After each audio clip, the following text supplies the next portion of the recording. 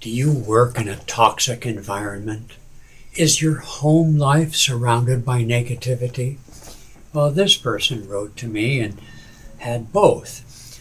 I seek your guidance to navigate a toxic work environment where there is constant unhappiness and complaint.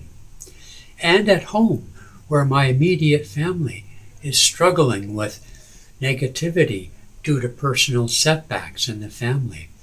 I'm finding it difficult to balance both, and my meditation practice is being affected. Well, this is not that uncommon, but to have both environments, home and work, to be toxic is, if not unusual, at least it's not as common as one of them. So what I said to this person is, what a great opportunity. And by implication is that opportunity means that this person has something to overcome in themselves. And so I didn't say that too bluntly in my response, but when you're surrounded by alligators in the swamp, you have to ask yourself, how did I get in the swamp? I think that's true. So negativity exists in all of us, okay? And the solution to this issue is to be positive, okay? When people complain, don't listen, don't respond, walk away. I'm thinking of the work environment principally.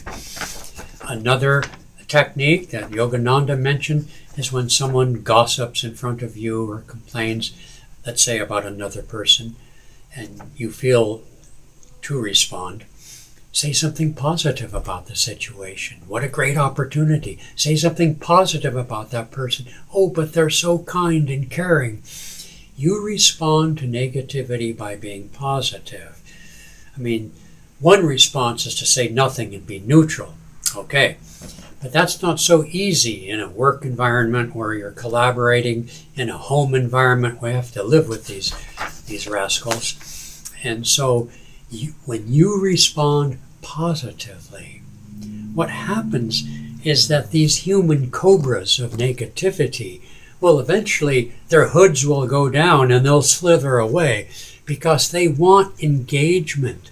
They want you to support their negativity. Don't. Say something positive every time, and in time, and perhaps even immediately, they'll shut up and go away. And so that's part of it. But that's more the outward response, isn't it?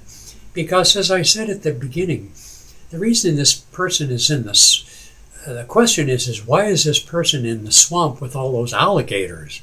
Okay? And so that gets more into a karmic, into an inner issue. And so some of the advice I gave in my response was to learn the energization exercises, the affirmation, I am positive, energetic, enthusiastic, okay? And to use affirmation to be positive.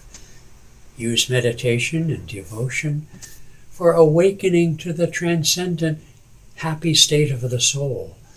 And draw from that happy state during the day mindfully, so that it's really something real rather than only an affirmation. Let me just see. Part of what we get drawn into is judging other people's negativity, not liking it. That's the worst thing we can do. To try to be able to see that there's probably reasons for that person's negativity. In fact, she implies that her family's negativity was due to personal setbacks of one kind or another.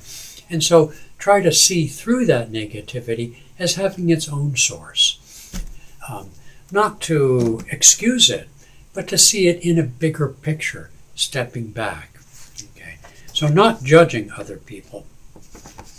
You can feel sad for them, disappointed maybe, for their obvious unhappiness.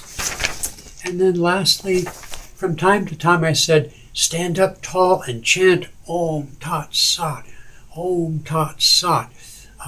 That's the Sanskrit equivalent of Father, Son, Holy Ghost, if you're a Christian.